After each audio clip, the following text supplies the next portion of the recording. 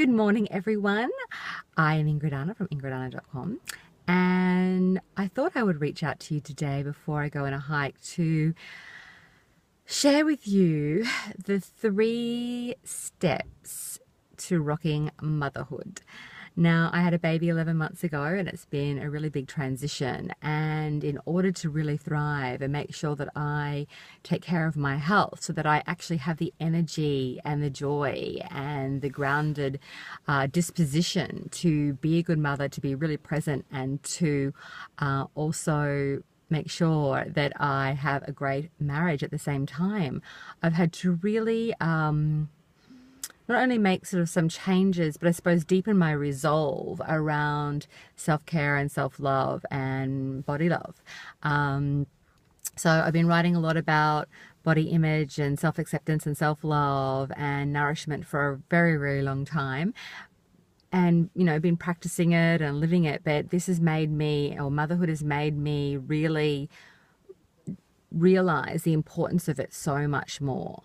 So here are the 3 steps. Number 1, I found it essential to really carve out time for myself and almost make it like a meeting. It has to be like a non-negotiable. So I'm usually very good, and most women are, at making sure that everyone else is taken care of.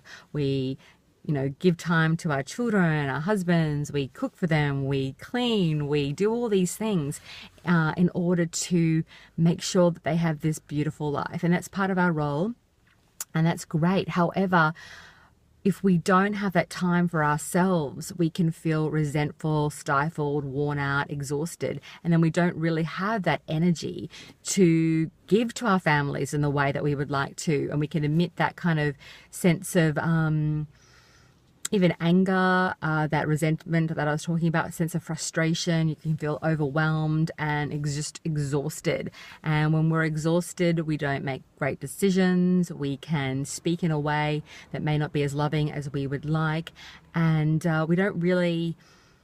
we're not really able to enjoy the experience of motherhood. So carving out that time for ourselves is essential, certainly essential for me. So sometimes I've noticed that I'm not really good at really kind of sort of demanding it or being really, really clear with it. I kind of waver a little bit and want to give more time to my husband to go surfing, or I give more time to my daughter where I could have perhaps run out the door as soon as the babysitter arrives.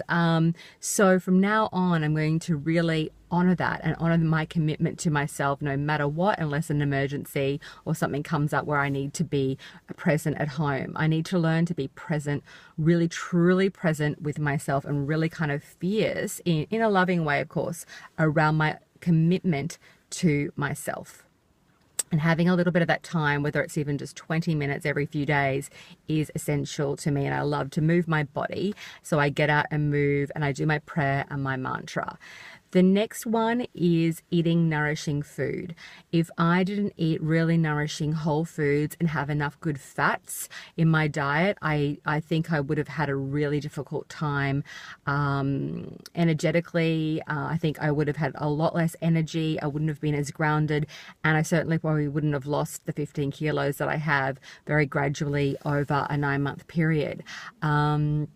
So eating nourishing whole foods, heaps of really good protein. I eat meat and fish, and I have a lot of really, really good fats from coconut oil and avocado, and also the fats in meats and fish and things like that, omega-3 fatty acids and all of that.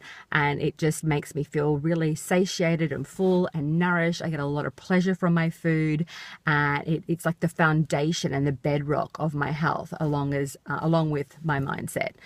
So when I'm eating, I'm really conscious. I enjoy it completely as a full body experience. So I really take the time to be grateful, and it's almost a juicy orgasmic experience with eating. It's something where I've been able to, through the whole body love process that I've created, have no fear around food and my body's ability to digest and assimilate and be really radiant and healthy and slim without any feeling of struggle or control needed in order to obtain that. And that has been absolutely life-changing for me. And finally, it's the third step is vitamin trust.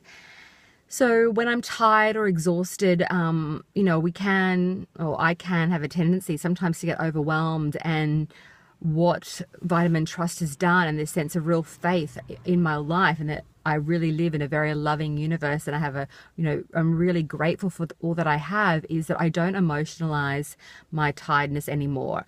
I'm able to sort of really trust that this will pass and that I can manage it. And I take deep breaths, and I'm really, really trusting. And it allows me to communicate with my partner when I need something, or if something's not really working for me.